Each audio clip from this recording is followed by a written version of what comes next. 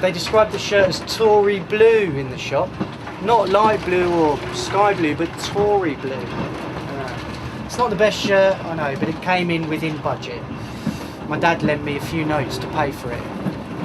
He's not usually one to help out with stuff like that, but he gets funny with things like interviews, yeah. He says, you got to look the part for an interview.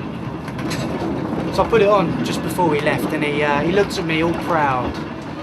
And he said, very professional. Good choice, strong colour.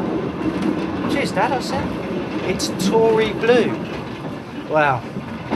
As soon as I said that, he got this solemn look all over him. All long face, as if someone was sat next to him, pulling down his cheeks. And I could tell that it reminded him of something, and I could see that he was willing himself to talk about it, but he just couldn't get the words out. He's been a bit like that lately. A year or two ago, we were watching TV together. It was 1 PM and all those antiquesy and property shows had just finished. The BBC News came on with that music. And then it built up to that real dramatic bit. Bump-ba-da, bump-ba-da. And then Maggie Thatcher's face filled the entire screen. And my dad, he was sitting right on the edge of his seat. And I could see out the corner of my eye that he had a little glint in his, and he was excitedly uttering this D word.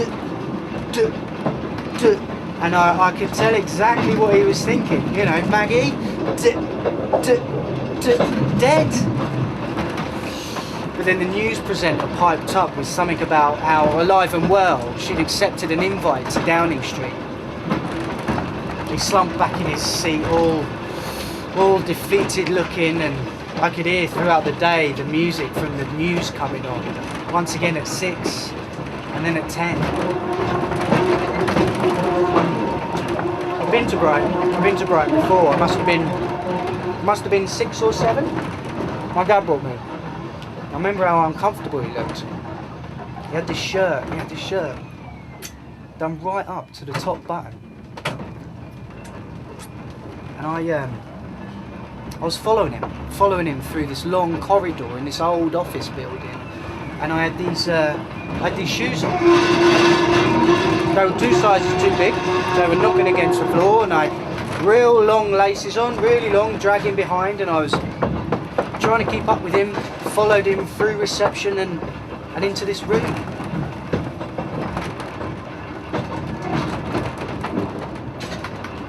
And he got down on his hands and knees. I'd forgotten all about that. And he was pleading with him for a job. And then after that we left, and he bought me some candy floss. I like candy floss. And we came down here and we sat here all afternoon, and we rode up and down the seafront. And then when we got off, he crouched down to tie up my shoelaces, and I reached out and I undid the top button of his shirt. It wasn't a light blue shirt. No, it wasn't sky blue.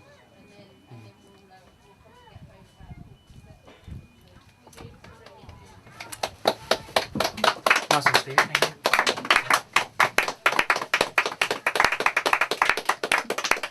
This is my stop.